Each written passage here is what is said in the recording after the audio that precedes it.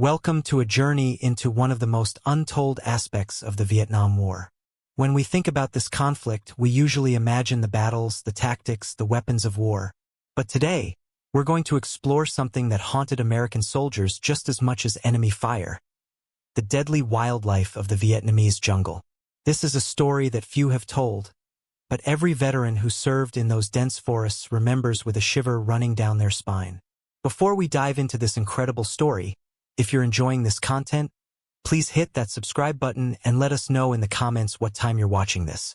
Your support means everything to us, and it helps us bring you more fascinating stories like this one.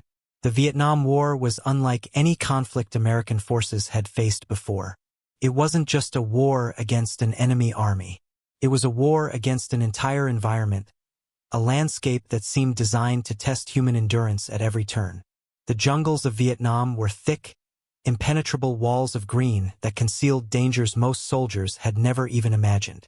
While training had prepared them for combat against human adversaries, nothing could have prepared them for what awaited in those ancient forests.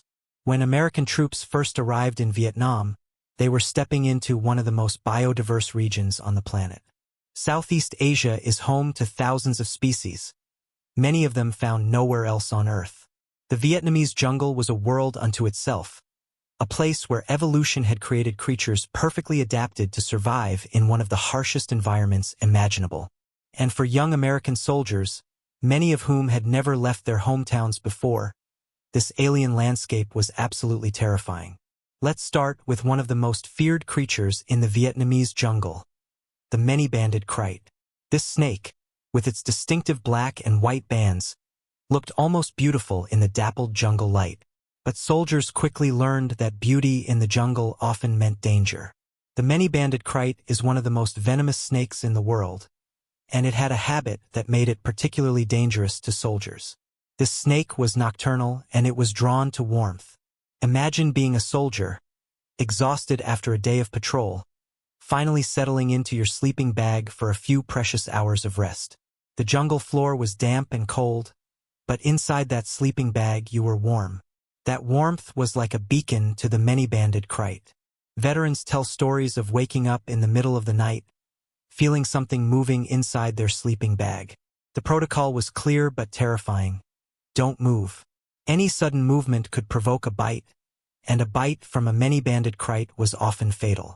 The venom attacked the nervous system, causing paralysis that would slowly spread through the body. First, you'd lose the ability to move your limbs, then your chest muscles would stop working, and finally you'd be unable to breathe.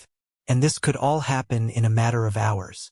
Medical evacuation from the jungle was difficult under the best circumstances, but in the middle of the night, with enemy forces potentially nearby, it was nearly impossible. Soldiers learned to sleep lightly, if they slept at all, always aware that they might not be alone in their sleeping bags. But the many-banded kite wasn't the only serpent that haunted soldiers' nightmares. The Malayan pit viper was another deadly resident of the Vietnamese jungle, and in many ways, it was even more dangerous than the kite. While the kite was active at night, the Malayan pit viper could strike at any time. This snake had perfect camouflage, its brown and tan scales blending seamlessly with the leaf litter on the jungle floor. Soldiers could walk within inches of one without seeing it. The pit viper got its name from heat-sensing organs between its eyes and nostrils, organs that allowed it to detect the body heat of approaching prey, or in this case, approaching soldiers. The venom of the Malayan pit viper was hemotoxic, meaning it destroyed blood cells and tissue. A bite could cause massive internal bleeding, and the affected limb would swell grotesquely. Tissue would begin to die, turning black and necrotic. Even if a soldier survived, they often lost the affected limb to amputation. Medical personnel in Vietnam treated hundreds of snakebite cases, and the Malayan pit viper was responsible for a significant portion of them. What made this snake particularly insidious was its tendency to remain absolutely still when approached. It wouldn't flee like many animals. It would simply wait, coiled and ready, until someone stepped too close or reached down to grab what they thought was a vine. Then, in a movement almost too fast to see, it would strike. The king cobra, the largest venomous snake in the world, also called the Vietnamese jungle home. These massive serpents could reach lengths of over 18 feet, and they were intelligent, curious, and extremely aggressive when provoked. Unlike many snakes that would flee from humans, king cobras were known to stand their ground. They could raise a third of their body off the ground, spreading their iconic hood and staring down at a soldier from eye level. That sight alone was enough to make even the bravest men freeze in terror. The king cobra's venom was potent enough to kill an elephant, and it could inject large quantities in a single bite. But perhaps even more terrifying was the snake's behavior. King cobras were known to chase people, pursuing them through the jungle with single-minded determination. Imagine running through dense vegetation, branches tearing at your uniform, your equipment weighing you down, and behind you, the sound of something large moving through the undergrowth, something that wouldn't stop until it caught you or you managed to escape its territory. Beyond the serpents, the insects of Vietnam posed their own unique threats. The jungle was home to countless species of mosquitoes, many of them carriers of deadly diseases. Malaria was endemic in Vietnam, and despite preventive medication, thousands of American soldiers contracted the disease. The symptoms began with fever and chills, then progressed to severe headaches, muscle pain, and exhaustion. In severe cases, malaria could cause organ failure and death. But what made malaria particularly insidious was its ability to hide in the body. A soldier could be treated, recover, and return to duty, only to have the disease resurface months or even years later. Many veterans continued to suffer from recurring malaria attacks long after they returned home. Japanese encephalitis, transmitted by mosquitoes that bred in rice paddies, was perhaps the most feared of all the insect-borne diseases. This viral infection attacked the brain, causing inflammation that could lead to seizures, paralysis, and death. Those who survived often suffered permanent neurological damage. The disease progressed rapidly, and by the time symptoms appeared, it was often too late for treatment. Soldiers were warned to avoid areas near rice paddies when possible, but in Vietnam, rice paddies were everywhere. They were an integral part of the landscape, and often military operations required soldiers to move through them. The centipedes of Vietnam deserve special mention in any discussion of dangerous wildlife. These weren't the small, harmless centipedes you might find in a garden. Vietnamese centipedes could grow up to 12 inches long, and they were aggressive predators with venom-filled fangs. Soldiers often encountered them in the most vulnerable moments. One might fall from a tree branch onto a soldier's neck while they were on patrol. Another might crawl into a soldier's boot overnight, only to be discovered when the soldier tried to put the boot on the next morning. The bite of a large centipede was excruciating, causing intense burning pain that could last for days. The affected area would swell dramatically, and in some cases the venom could cause fever and nausea. While rarely fatal to healthy adults, centipede bites were another source of misery in an already miserable environment. Spiders in the Vietnamese jungle came in remarkable and terrifying variety. The giant huntsman spider, with a leg span that could exceed 12 inches, was particularly unsettling. These spiders didn't build webs. Instead, they hunted actively, running down their prey with surprising speed. They could move at velocities that seemed impossible for something of their size. Soldiers would sometimes see them racing across the ground or up trees, their long legs carrying them in a sideways scuttle that looked alien and wrong.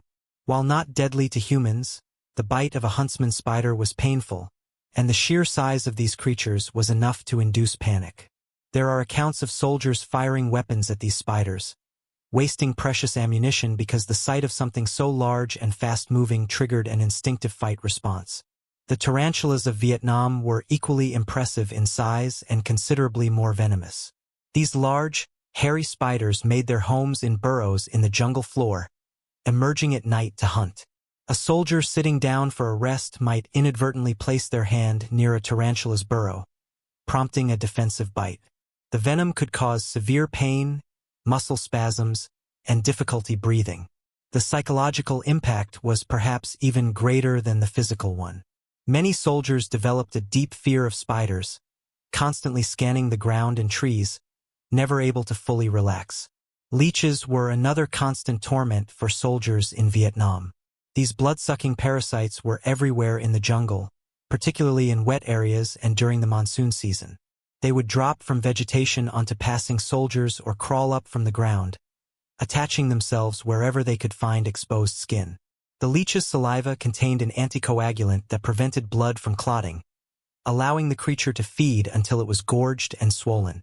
Soldiers would find them attached to their legs, arms, necks, and sometimes in more intimate areas. Removing leeches had to be done carefully. Pulling them off could leave the mouthparts embedded in the skin, leading to infection. The standard method was to touch them with a lit cigarette or apply salt, causing them to release their grip and fall off. But in the jungle, supplies were limited, and sometimes soldiers had no choice but to pull the leeches off and hope for the best. The constant presence of leeches was psychologically exhausting. The knowledge that at any moment, one of these creatures might be attaching itself to you, feeding on your blood, was deeply disturbing. The fire ants of Vietnam were unlike any ants American soldiers had encountered back home. These insects were aggressive and their bites were incredibly painful, causing a burning sensation that could last for hours. Fire ants built their nests in trees and on the ground, and they would swarm anything that disturbed their colony. A soldier who accidentally brushed against a tree containing a fire ant nest would suddenly find themselves covered in hundreds or thousands of ants, each one biting repeatedly. The only solution was to strip off clothing and brush away the ants as quickly as possible, all while potentially exposed to enemy fire. The bites would leave raised, white pustules that could become infected in the humid jungle environment. Some soldiers had such severe reactions to fire ant bites that they required medical evacuation. Now let's talk about the larger predators of the Vietnamese jungle.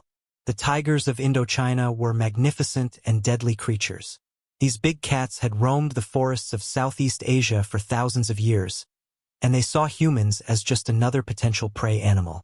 Tigers are ambush predators, capable of moving through dense vegetation in complete silence. They could approach to within feet of their target before launching an attack, and by then it was usually too late.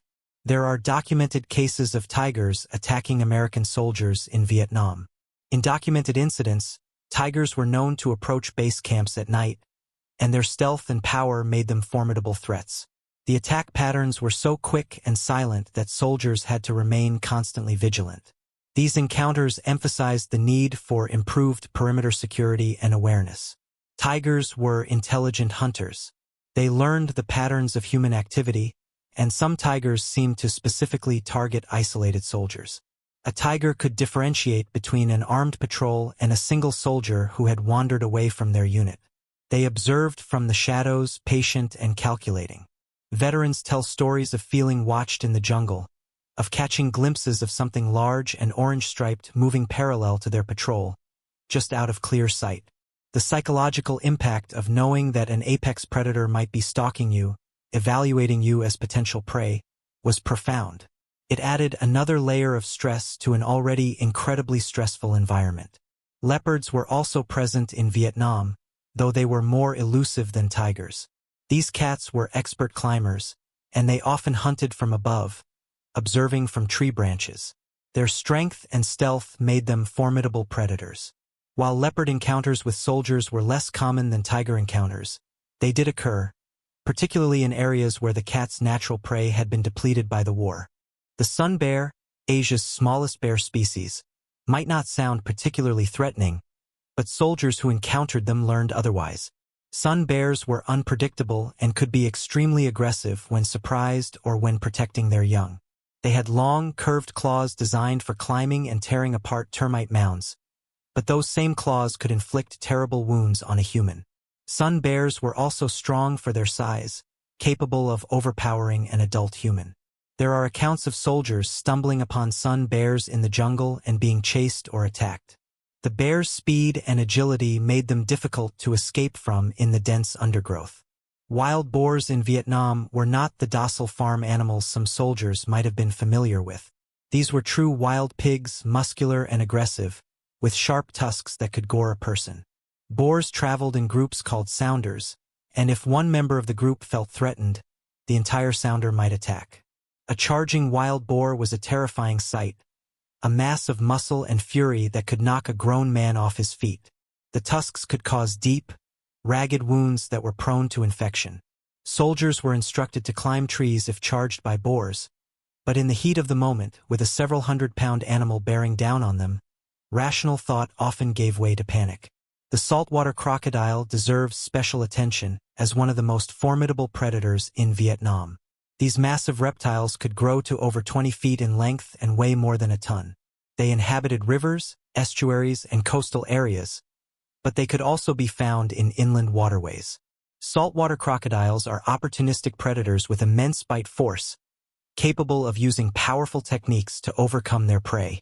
For soldiers who had to cross rivers or operate in wetland areas, crocodiles were a constant threat. These reptiles could remain submerged for long periods, with only their eyes and nostrils visible above the water's surface. By the time a soldier realized a crocodile was present, it might already be too late. The attack would come with explosive force, and escape from these powerful jaws was nearly impossible. Several incidents involving crocodiles occurred in Vietnam, making river crossings particularly dangerous operations. Water buffalo, while often domesticated and used in agriculture, could be extremely dangerous when wild or if they felt threatened. These massive bovines could weigh over a ton, and they had large, curved horns that they used effectively in defense. A water buffalo could gore a person with a toss of its head or trample them underfoot. In rural areas of Vietnam, water buffalo were common, and soldiers had to be cautious around them. The animals were protective of their calves and their territory, and they didn't differentiate between a soldier and any other potential threat. There are reports of soldiers being chased by enraged water buffalo, forced to seek shelter or even fire weapons to drive the animals away. The reticulated python, one of the longest snakes in the world, was another resident of the Vietnamese jungle. These massive constrictors could exceed 20 feet in length and were capable of consuming prey as large as deer or pigs. While encounters with adult humans were rare, they were not unheard of. A large reticulated python possessed considerable strength, and their coiling technique was highly effective. The snake's backwards curving teeth would grip firmly, making escape difficult once contact was made. Soldiers sometimes encountered these giants sunning themselves on riverbanks or draped over tree branches. The sight of a snake that large was enough to make even experienced soldiers reconsider their route. The insects of Vietnam included some of the most painful stinging species on Earth. The giant Asian hornet, sometimes called the yak killer hornet, was a particular terror. These hornets were massive, with some individuals measuring over 2 inches in length. Their stingers could penetrate thick clothing, and their venom caused excruciating pain, swelling, and in some cases, allergic reactions that could be fatal. Giant hornets were aggressive defenders of their nests, and they would pursue threats for considerable distances. A soldier who unknowingly disturbed a hornet nest might find themselves being chased by dozens of these insects, each capable of stinging repeatedly. The venom contained neurotoxins that caused intense burning pain and could lead to tissue necrosis around the sting site. Multiple stings could cause systemic effects, including kidney failure and death. The bullet ant, while more common in Central and South America, had relatives in Southeast Asia with similarly painful stings. These ants got their name from the fact that their sting felt like being shot with a bullet. The pain was immediate and overwhelming, often causing involuntary screaming and muscle spasms. The agony could last for hours, coming in waves that made it impossible to focus on anything else. Soldiers who were stung by these ants or their Asian cousins were often temporarily incapacitated, unable to perform their duties until the pain subsided. Scorpions were another danger lurking in the Vietnamese jungle. While most scorpion species in the region were not deadly to healthy adults, their stings were extremely painful. Scorpions were nocturnal and would hide in dark, cool places during the day. This meant they could end up in soldiers' boots, packs, or clothing. Imagine putting on your boots in the morning, still groggy from lack of sleep, only to feel a sharp, stabbing pain as a scorpion's tail drove its stinger into your foot. The pain would be immediate and intense, radiating from the sting site. The foot would swell, making it difficult to wear the boot, but soldiers often had no choice but to continue their mission despite the pain. The flying foxes and bats of Vietnam, while not directly dangerous in terms of attacks, were potential carriers of rabies and other diseases. Rabies in Southeast Asia was and remains a serious concern. A bite or scratch from an infected bat could transmit the virus, and once symptoms appeared, rabies was almost always fatal. Soldiers were instructed to avoid contact with bats, but in the jungle at night, when bats were most active, encounters were sometimes unavoidable. The psychological stress of wondering whether that scratch from a branch was actually a bat's claw, whether that bite you felt in the night was an insect or something more serious, added to the constant anxiety soldiers experienced. The box jellyfish, found in coastal waters around Vietnam, was one of the most venomous creatures in the ocean. These nearly transparent jellyfish had tentacles that could extend several feet from their bell-shaped bodies, and those tentacles were covered in millions of microscopic stinging cells called nematocysts. Contact with a box jellyfish's tentacles caused immediate, agonizing pain. The venom attacked the heart, nervous system, and skin cells. Victims described the pain as burning, as if acid were being poured on their skin.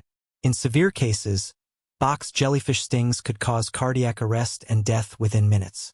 Soldiers involved in coastal or riverine operations were at risk of encountering these creatures. The jellyfish's transparency made them nearly impossible to spot in the water, and by the time you felt the sting, it was too late to avoid contact.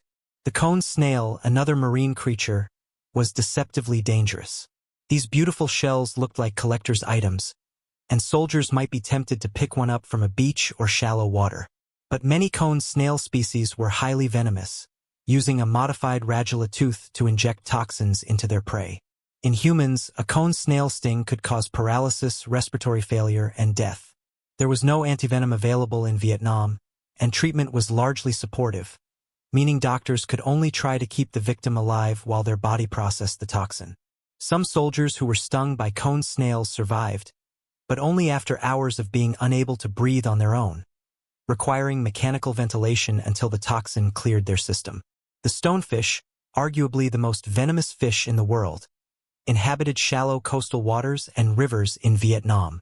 This fish was a master of camouflage, looking exactly like a stone or piece of coral on the seafloor. Soldiers wading through shallow water might step on a stonefish without realizing it was there. The fish's dorsal spines would pierce through boot soles, injecting an extraordinarily potent venom. The pain was described as being beyond description, so severe that victims often passed out from the intensity. The affected limb would swell massively, and without treatment, the venom could cause tissue death, heart failure, and death of the victim. Treatment required immersing the affected area in water as hot as the victim could tolerate, which helped to break down the heat-sensitive toxins. But in a combat zone with limited medical facilities, such treatment wasn't always available. The yellow-lipped sea kite, a highly venomous sea snake, was another danger for soldiers operating in coastal areas. This snake was adapted to both land and sea, and it could be encountered on beaches or in shallow water. Its venom was among the most potent of any snake, multiple times more toxic than that of a king cobra. Fortunately, sea kites were generally docile and reluctant to bite, but when they did bite, the results were often fatal. The venom caused progressive paralysis, and death would come from respiratory failure as the victim lost the ability to breathe. Beyond the creatures that could directly harm soldiers through bites, stings, or attacks, there were other animals that affected military operations in different ways. Monkeys, particularly macaques, were common in Vietnamese forests, and they could be incredibly disruptive. These intelligent primates would raid camps, stealing food and supplies. They could be aggressive when cornered or if protecting their young. Monkey bites, while not usually life-threatening, could transmit diseases and were prone to infection. More significantly, monkeys could alert enemy forces to American positions. Their alarm calls, triggered by the presence of soldiers, would echo through the jungle, potentially giving away hidden positions. Wild elephants, while rare in most areas where combat occurred, were present in some regions of Vietnam. These magnificent animals were unpredictable and potentially deadly when provoked. An angry elephant could charge at speeds up to 25 miles per hour, and nothing short of heavy weapons fire would stop it. The North Vietnamese army sometimes used elephants to transport supplies along the Ho Chi Minh Trail, and American forces occasionally encountered these elephant trains. Engaging them was problematic because killing an elephant required significant firepower, and the noise of such an engagement could attract enemy attention. The constant threat from wildlife had profound psychological effects on American soldiers. The jungle itself became an enemy, a living entity that was trying to kill them. Soldiers developed what some described as jungle paranoia, a state of hypervigilance where every sound, every movement in the shadows, every rustle of leaves could be a threat. Sleep became difficult because closing your eyes meant letting your guard down. The knowledge that a snake might crawl into your sleeping bag, that a tiger might be stalking your position, that the next step might land on a venomous creature, created a level of stress that was unsustainable over long periods. Medical personnel in Vietnam treated thousands of cases related to wildlife encounters.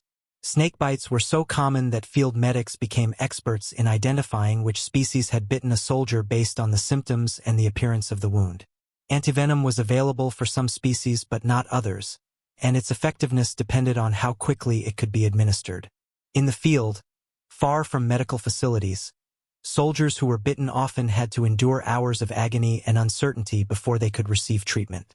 Some soldiers died not from the venom itself but from complications like secondary infections or shock. The record-keeping from the Vietnam War shows that non-combat injuries and illnesses, many of them related to the environment and wildlife, accounted for a significant portion of casualties.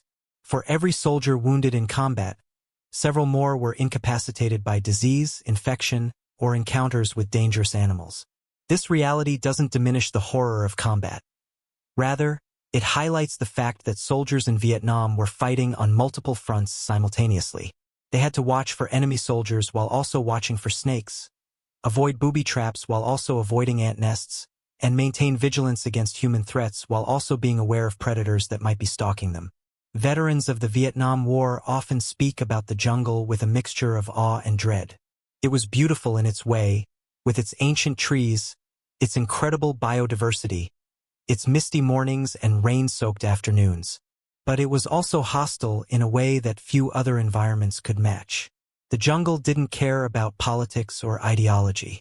It treated all humans as intruders, as soft, vulnerable creatures that didn't belong in its domain. And it had 1,000 ways to remind them of that fact. The wildlife of Vietnam has left lasting impressions on those who served there. Many veterans returned home with phobias they never had before. A fear of snakes that made them avoid hiking or camping. An aversion to insects that made them uncomfortable in their own backyards. Nightmares about being chased by tigers or drowning in the grip of a crocodile. These psychological scars were as real as any physical wound, and in some ways they were harder to heal because they were invisible, unrecognized by a society that wanted to move on from an unpopular war. It's important to remember that the wildlife of Vietnam was simply doing what evolution had designed it to do: survive. The snakes, spiders, tigers, and all the other creatures weren't evil or malicious. They were defending their territory, hunting for food, or reacting to what they perceived as threats. The tragedy is that human conflict brought young men from across the world into an environment where they didn't belong, where their presence disrupted ecosystems and brought them into contact with creatures that had every reason to see them as threats. The war in Vietnam ended decades ago, but the lessons about the power of nature and the dangers of the natural world remain relevant. The soldiers who fought in Vietnam learned respect for the environment in the hardest way possible. They learned that human technology and firepower, while formidable, couldn't completely protect them from the natural world. They learned humility in the face of nature's power and complexity. Today, many of the species that once terrorized American soldiers are themselves under threat. Habitat loss, poaching, and environmental degradation have pushed many of Vietnam's iconic animals to the brink of extinction. The Indo-Chinese tiger, once a terror of the jungle, now numbers in the hundreds, if that. The sun bear is endangered throughout its range. Even some of the snake species that were so common during the war are now becoming rare. This is a sobering reminder that while these creatures seemed invincible to individual soldiers facing them in the jungle, they are vulnerable to larger forces, to the systematic destruction of their habitats and the pressures of the modern world. The story of wildlife in the Vietnam War is not one that's often told in history books or documentaries. The focus is usually on the human drama, on battles and politics and the broader sweep of events. But for the soldiers who were there, who lived through the reality of fighting in one of the world's most biodiverse and dangerous environments. The wildlife was an integral part of their experience. It shaped how they fought, where they could safely rest, and how they viewed the world around them. In telling this story, we honor not just the soldiers who endured these dangers, but also the incredible diversity of life that exists in places like Vietnam. We're reminded that humans are not the only inhabitants of this planet, and that when we enter wild spaces, we do so as guests in the homes of countless other species. The respect that soldiers learned for the natural world, often through painful experience, is something that all of us can benefit from understanding. As we conclude this journey through the dangerous wildlife of Vietnam and its impact on American soldiers, we are left with a profound appreciation for both human resilience and nature's power. The young men who served in Vietnam faced challenges that most of us cannot imagine, and they did so with courage and determination. They adapted to an environment that seemed designed to break them, and they survived not just enemy action but also the constant threat from the natural world around them. May the memory of their struggles and sacrifices serve as a reminder of the costs of war, not just in terms of battles fought and lives lost, but in the broader sense of what happens when human conflict intrudes into the natural world. And may we all approach nature with the respect it deserves, recognizing that we share this planet with creatures great and small, many of which deserve our protection and our admiration, even as we acknowledge their capacity to harm us. May the Lord God bless all those who served, protect those who continue to carry the memories of their service, and grant us the wisdom to learn from history so that future generations may live in a world with less conflict and greater understanding, both among humans and between humanity and the natural world that sustains us all.